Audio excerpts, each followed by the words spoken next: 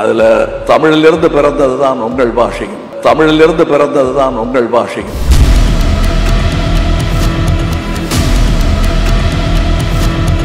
ಒಂದು ಭಾಷೆಗೆ ಅವಮಾನ ಮಾಡಿ ನಾನು ಕ್ಷಮೆ ಕೇಳಲ್ಲ ಅನ್ನುವಂತಹ ಉದ್ದಟತನ ದಕ್ಷಿಣ ಭಾರತ ಅಂತಂದ್ರೆ ದ್ರಾವಿಡ ಭಾರತ. ಇಲ್ಲಿ ಯಾವ ಭಾಷೆಯೂ ಯಾವುದಕ್ಕೂ ತಾಯಿ ಅಲ್ಲ.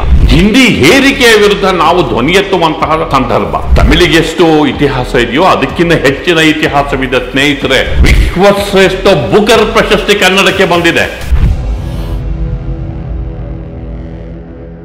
ನಮಸ್ಕಾರ ಪ್ರಿಯ ವೀಕ್ಷಕರೇ.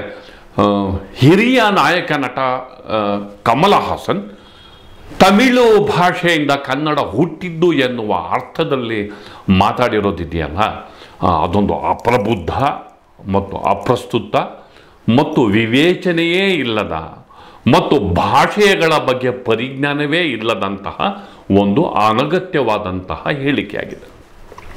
ಒಬ್ಬ ಹಿರಿಯ ನಟ ಜೊತೆಗೆ ಒಬ್ಬ ರಾಜಕಾರಣಿಯೂ ಆಗಿರುವ ಕಮಲ ಹಾಸನ್ನು ಮಾತಾಡುವ ಮೊದಲು ಎಚ್ಚರಿಕೆಯಿಂದ ಇರಬೇಕಿತ್ತು ಮತ್ತು ನಾನು ಮಾತಾಡ್ತಿರೋದು ಸರಿಯೋ ತಪ್ಪೋ ಅನ್ನೋ ವಿವೇಕದಿಂದ ವರ್ತಿಸಬೇಕಿತ್ತು.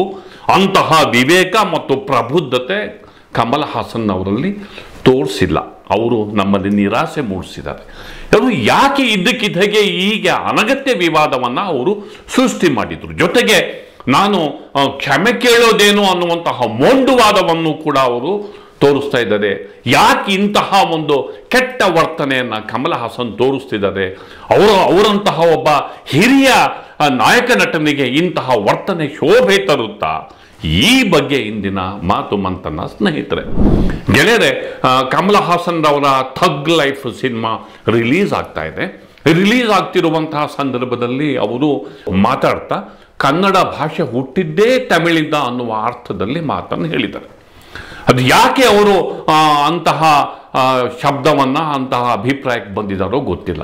ಒಂದು ಯಾವುದಾದ್ರೂ ಭಾಷಾ ವಿಜ್ಞಾನದಲ್ಲಿ ಇದು ಪ್ರೂವ್ ಆಗಿರಬೇಕು, ಅಥವಾ ಯಾರಾದರೂ ಇತಿಹಾಸ ತಜ್ಞರು ಅದರ ಬಗ್ಗೆ ಪುರಾವೆಗಳನ್ನು ಪ್ರೆಸೆಂಟ್ ಮಾಡಿರಬೇಕು, ಅಥವಾ ಇನ್ಯಾವುದೋ ಒಂದು ಮೂಲಗಳ ಆಕಾರದಿಂದ ಅವರು ಅದನ್ನು ಪಡ್ಕೊಂಡು ಹೇಳ್ತಿರ್ಬೇಕು.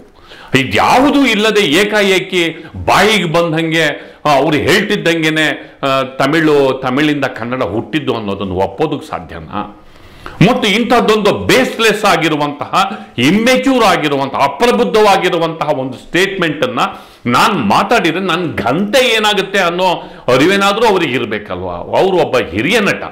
ನಾನು ಇದನ್ನು ಈ ಒಂದು ಕಠಿಣ ಶಬ್ದವನ್ನು ಅಂತಹ ಹಿರಿಯ ನಾಯಕರ ಬಗ್ಗೆ, ಹಿರಿಯ ನಟರ ಬಗ್ಗೆ ಬಳಸಲೇಬೇಕಾದಂತಹ ಅನಿವಾರ್ಯ ಪರಿಸ್ಥಿತಿ ಬಂದಿದೆ. ನಾನು ಅದನ್ನು ಹೇಳಲೇಬೇಕಾಗಿದೆ. ಜೊತೆಗೆ ಇಂಥದ್ದೊಂದು ಬೇಜವಾಬ್ದಾರಿ ಸ್ಟೇಟ್ಮೆಂಟನ್ನು ಕಮಲ ಹಾಸನ್ ಅವರು ಬಳಸಿದಂತಹ ಸಂದರ್ಭ ಯಾವುದಿದೆ? ಇಡೀ ದಕ್ಷಿಣ ಭಾರತದ ಸಂದರ್ಭವೇ ಇವತ್ತು ಒಂದು ರೀತಿಯ ಸವಾಲಿನ ನಡುವೆ ನಾವು ಸಿಕ್ಕಿಬಿದ್ದಿದ್ದೇವೆ. ಒಂದು ದಕ್ಷಿಣ ಭಾರತ ಅಂತಂದರೆ ದ್ರಾವಿಡ ಭಾರತ. ದ್ರಾವಿಡ ಭಾರತ ಎಲ್ಲರೂ ಸೋದರತ್ವ, ಇಲ್ಲಿ ಮುಖ್ಯವಾಗಿ ಎದ್ದು ಕಾಣೋದು ಸೋದರತ್ವ. ದ್ರಾವಿಡ ಕವಲುಗಳು ಯಾವುದು ಅಂತಂದರೆ, ದ್ರಾವಿಡ ಭಾಷೆಯ ಕವಲುಗಳು ಅಂದರೆ ತಮಿಳು, ಕನ್ನಡ, ಮಲಯಾಳಂ, ತೆಲುಗು. ಇದು ದ್ರಾವಿಡ ಭಾಷೆಯ ಕವಲುಗಳು. ಒಂದು ರೀತಿಯಲ್ಲಿ ಇಡೀ ಭಾರತದಲ್ಲಿ, ನಾವು ಮೂಲ ಭಾರತೀಯರು, ಇಡೀ ಭಾರತದಲ್ಲಿ ತನ್ನದೇ ಆದ ವಿಭಿನ್ನ ಸಂಸ್ಕೃತಿ, ಭಾಷಾ ವೈವಿಧ್ಯತೆ, ಆಚರಣೆ, ಇವುಗಳ ಮೂಲಕ ತನ್ನದೇ ಆದಂತಹ ಒಂದು ಐಡೆಂಟಿಟಿಯನ್ನ ಈ ಎಲ್ಲ ಭಾಷೆಗಳು ಉಳಿಸ್ಕೊಂಡಿವೆ. ಮತ್ತು ಈ ಭಾಷೆಗಳ ವೈಶಿಷ್ಟ್ಯ ಏನು ಅಂತಂದರೆ ಸೋದರತ್ವ. ತಮಿಳು, ಕನ್ನಡ, ತೆಲುಗು, ಮಲಯಾಳಂ ಇವು 4 ಭಾಷೆಗಳು ಸೋದರ ಭಾಷೆಗಳು. ಅದು ಈ ಒಂದು ಭಾಷೆಗಳ ಸೌಂದರ್ಯ, ಬ್ಯೂಟಿ ಆಫ್ ದಿಸ್ ಲ್ಯಾಂಗ್ವೇಜಸ್. ಇಲ್ಲಿ ಯಾವ ಭಾಷೆಯೂ ಯಾವುದಕ್ಕೂ ತಾಯಿ ಅಲ್ಲ. ಹೀಗಾಗಿ ತಮಿಳನ್ನ ಒಂದು ರೀತಿಯಲ್ಲಿ ಈ ಎಲ್ಲ ಭಾಷೆಗಳಿಗಿಂತ ಮೇಲ್ಸ್ತರದಲ್ಲಿಟ್ಟು ತಮಿಳಿಂದ ಈ ಭಾಷೆಗಳು ಹುಟ್ಟಿದ್ವು ಅನ್ನುವಂತಹ ಅವರ ವಿತಂಡವಾದ, ಆಧಾರರಹಿತ ಮೊಂಡುವಾದ, ಜೊತೆಗೆ ಒಂದು ಭಾಷೆಗೆ ಅವಮಾನ ಮಾಡಿ ನಾನು ಕ್ಷಮೆ ಕೇಳಲ್ಲ ಅನ್ನುವಂತಹ ಉದ್ದಟತನ, ಇದ್ಯಾವುದೂ ಒಪ್ಪತಕ್ಕದಂತಹ ವಿಚಾರ ಇಲ್ಲ. ಅವ್ರ ಬಗ್ಗೆ ನನಗೆ ವೈಯಕ್ತಿಕವಾಗಿ ಗೌರವ ಇದೆ. ಅವರು ಯಾಕೆ ಹೀಗೆ ಮಾತಾಡಿದ್ರೋ ಗೊತ್ತಿಲ್ಲ. ಯಾಕೆ ಅಂತಂದರೆ ಮುಖ್ಯವಾಗಿ ಒಂದು ಮತಾಂಧತೆಯ ವಿಚಾರ ಬಂದಾಗ ಅವರು ಮತಾಂಧತೆಯ ವಿರುದ್ಧ ಒಂದು ಸ್ಪಷ್ಟವಾದಂತಹ ನಿಲುವನ್ನು ತೆಗೆದುಕೊಂಡರು. ಅವರ ರಾಜಕೀಯ ನಿಲುವು ಕೂಡ ಮೂಲಭೂತವಾದದ ವಿರುದ್ಧ, ಕಮ್ಯುನಲ್ ಕೋಮುವಾದದ ವಿರುದ್ಧ ಒಂದು ಪ್ರಬಲವಾದಂತಹ ರಾಜಕೀಯ ನಿಲುವನ್ನು ತೆಗೆದುಕೊಂಡು ತಮಿಳುನಾಡಲ್ಲಿ ಅವ್ರು ನಿಂತವರು.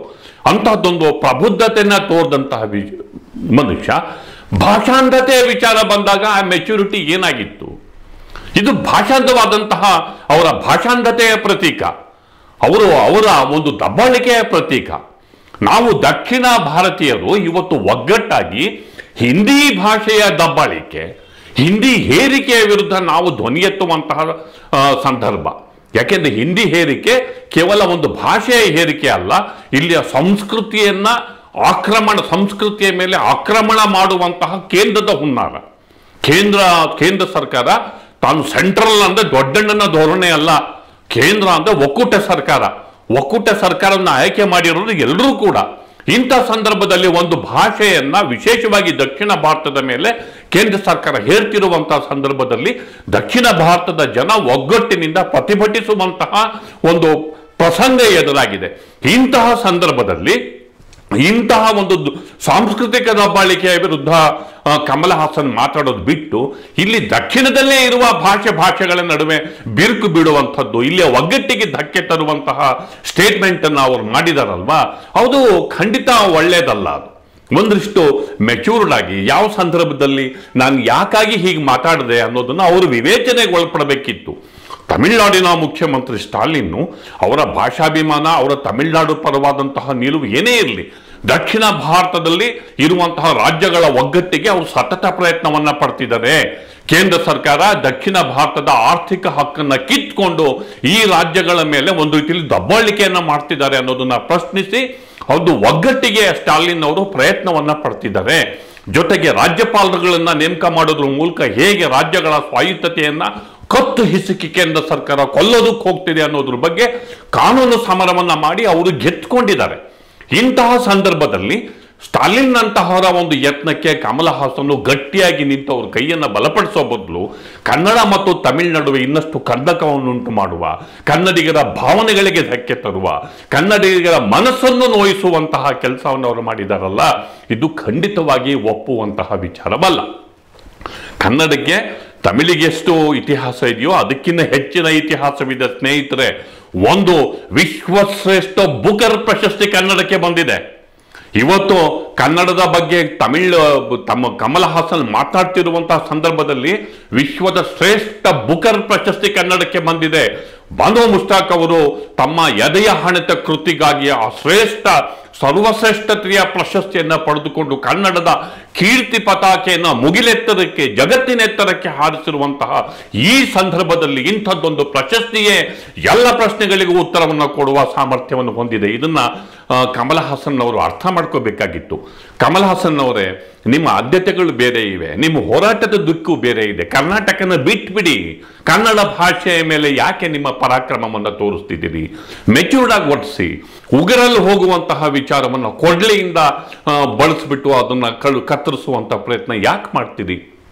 ಕನ್ನಡಿಗರ ಮನಸ್ಸಿಗೆ ನೋವಾಗಿದ್ದಕ್ಕೆ ವಿಷಾದವನ್ನು ವ್ಯಕ್ತಪಡಿಸಿ, ಇಲ್ಲದೆ ಹೋದರೆ ನಷ್ಟ ನಿಮಗೆ ಆಗುತ್ತೆ. ನಿಮ್ಮ ಥಗ್ ಲೈಫು ಸಿನಿಮಾ ರಿಲೀಸ್ ಆಗ್ತಿರುವಂಥ ಸಂದರ್ಭದಲ್ಲಿ ಇಂಥದ್ದೊಂದು ವಿವಾದ ನಿಮಗೆ ಬೇಡವಾಗಿತ್ತು. ಯಾಕೆ ಅಂತಂದರೆ ಇವತ್ತು ಡಿಲಿಮಿಟೇಷನ್ ಮಾಡೋದ್ರ ಮೂಲಕ, ಕ್ಷೇತ್ರ ಪುನರ್ವಿಂಗಡಣೆ ಮಾಡೋದ್ರ ಮೂಲಕ ಇಡೀ ದಕ್ಷಿಣ ಭಾರತದ ರಾಜಕೀಯ ಪ್ರಾಬಲ್ಯವನ್ನು ಕುಗ್ಸೋದಕ್ಕೆ ಪ್ರಯತ್ನ ಪಡಲಾಗ್ತಿದೆ. ಇಲ್ಲಿಯ ಎಂಪಿಗಳ ಸ್ಥಾನವನ್ನು ಕಡಿಮೆ ಮಾಡೋದಕ್ಕೆ ಪ್ರಯತ್ನ ಪಡ್ತಿದೆ ಮತ್ತು ಇಲ್ಲಿಯ ಕಡಿಮೆ ಆದಂತಹ ಎಂಪಿ ಸ್ಥಾನವನ್ನು ಉತ್ತರ ಭಾರತಕ್ಕೆ ಹಾಕಿ ಅಲ್ಲಿ ಹೆಚ್ಚು ಸ್ಥಾನವನ್ನು ಒಂದು ನಿರ್ದಿಷ್ಟ ಪಕ್ಷ ಗೆಲ್ಲೋದಕ್ಕೆ ಪ್ರಯತ್ನವನ್ನ ಪಡ್ತಿದ್ದಾರೆ.